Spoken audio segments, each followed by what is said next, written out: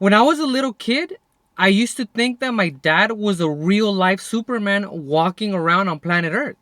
I used to think that he could do anything. And in some ways, he really could. I could not have asked for a better dad growing up, right? I used to think he could do it all, right? There's nothing my dad couldn't do. And the older I get, the more I realize the value and how blessed I am in having an amazing dad. I remember when I was a kid, there would be other kids in the neighborhood that didn't have a dad. They had an absent father for whatever reason.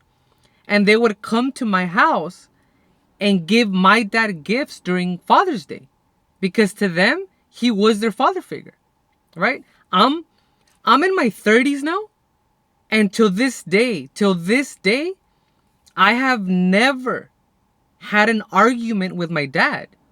Ever, not one. And I know a lot of people might not believe that, but I have never had an argument with my father, ever, right? And we had differences, but it was always civil, right? It was always civil. My dad knew when to, have boundaries, when to give me space, when to listen, when to speak. I could not have asked for a better dad. And the older I get, the more I realize that I know I'm never going to be better than my dad, and that I'm okay with that, right?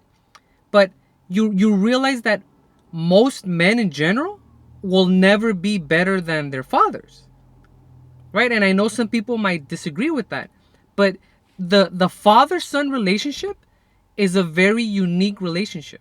Okay, there's a special metamorphosis that has to happen in a boy, between a boy in his development to adulthood. Okay, and it's different for both boys and girls. It's not the same thing, right?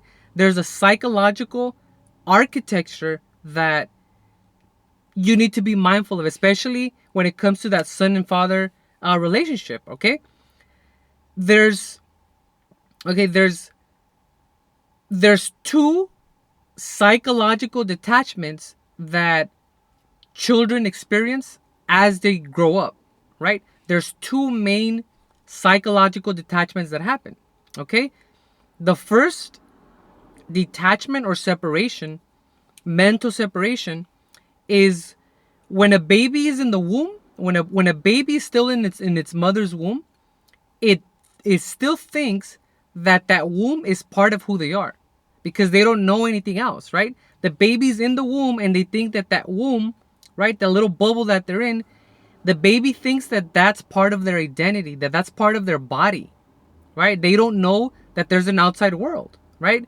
Then when they're born, right, the baby comes out, there comes a time where they realize, oh, I'm not my mom, right? My mom's over there and I'm over here, right? We're two separate entities, right? The psyche realizes, oh, that detachment means that my mom is a different person. I'm over here, she's over there.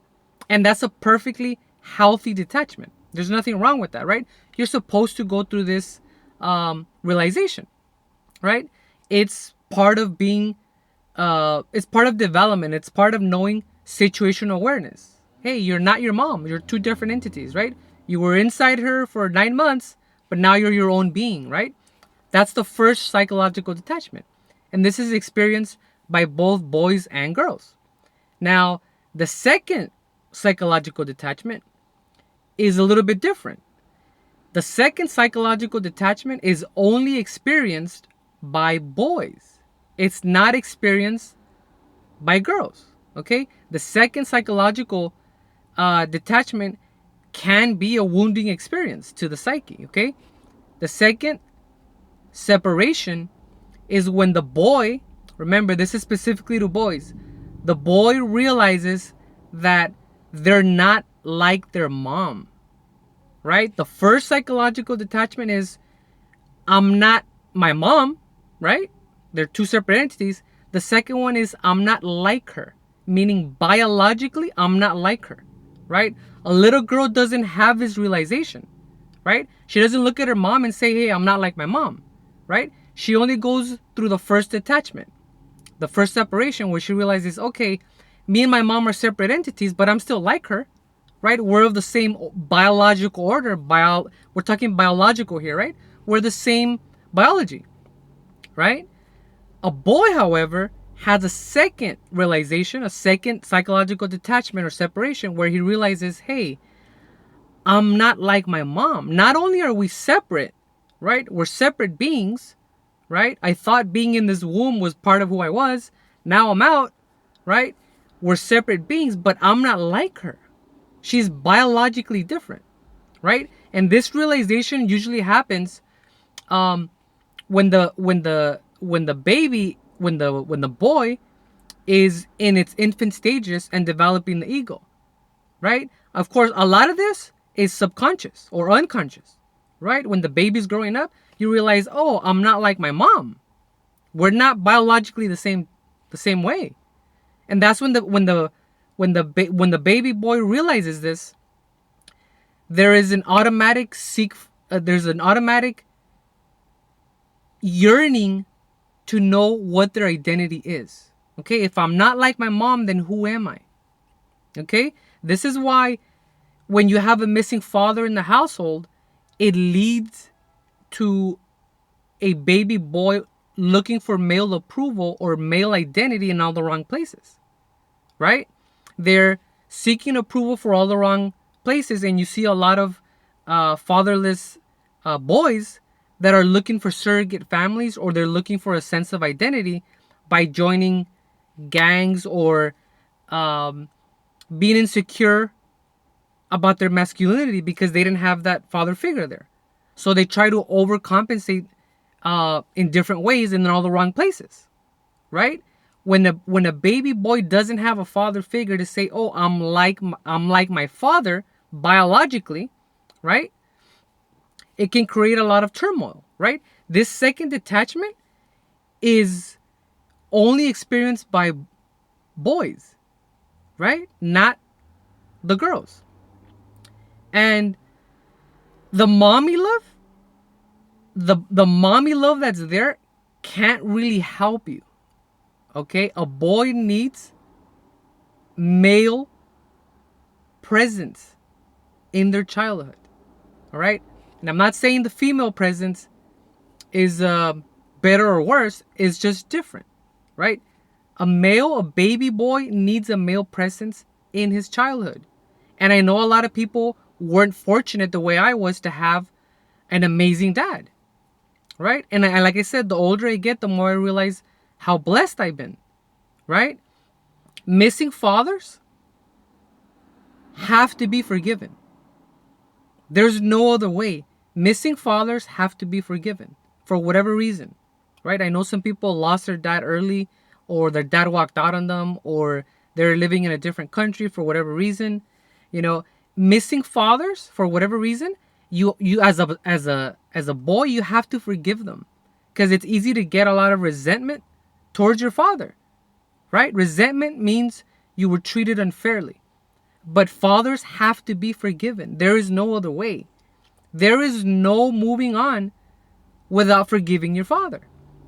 And of course, easier said than done, right? But you have to understand, a man knows himself through the sins of his father or through the absence of his father. You need to understand what happened. Sometimes you have to go back and revisit your childhood because it carries you as a person into adulthood, right? You have to forgive your father. If you detest your father or you have a bad relationship with your father, there's not, we're not living in a world of perfect fathers, right? Fathers make mistakes. If you don't forgive your father, you become just like them. You become the same thing that you hate. It's a cycle, right? When you don't forgive your father, it means that you're still being defined by a reaction in the past. You're stuck in time, right? There has to be a release. That you have to forgive your dad. There's no other way. And forgiveness is a tricky thing. Forgiveness is a tricky thing. The best way to avoid, or I should say, the best way to forgive someone is to avoid having to forgive them altogether. right? When you have resentment towards somebody and you feel you have to forgive them, right? Like, oh, I need to forgive this person. When you feel that you need to forgive someone, that is a sign, that is evidence, right? That you've casted judgment on them. It's the judgment that makes you want to forgive them later. Without that initial judgment, there's no need to forgive them later, right? The judgment is the seed that sort of leads into you having to forgive someone, right? The best way to just to avoid having to forgive them altogether by avoiding the judgment. It's easier to avoid the judgment than it is to actually forgive someone once you've already casted the judgment. Okay? When you have to forgive someone, it means you've judged them and you've condemned them, right? You've condemned them first in order to judge them later. And when you condemn someone, you're also condemning yourself. Okay? Why are you condemning yourself? Because now you have to carry the burden as well. It's not just the person you have to forgive, you carry the burden. When you condemn them, you just piled up a lot of pain on your shoulders, right? When you condemn them, you condemn yourself. It's that judgment. It's the judgment that leads to resentment and eventually you looking down on the person. There is a hierarchy. There is a hierarchy involved in forgiveness where if you don't give the person equal ground, then you have to look down on them and say, oh, I have to forgive you, right? When you look down on somebody, you're not giving them equal ground. It's kind of like my morals are better than your morals, so now I have to look down on you and forgive you, right? Because I resent you, right? I was treated unfairly, right? So now I have to forgive you. And when you do that, there's an underlying judgment there where you're not giving the person the equal ground, right? And then you can't forgive them, right? Looking down is not going to help, right? It's not about putting your pride to the side. It's about putting your judgment aside. At the end of the day, it is what it is. It's going to be what it's going to be. And that's life.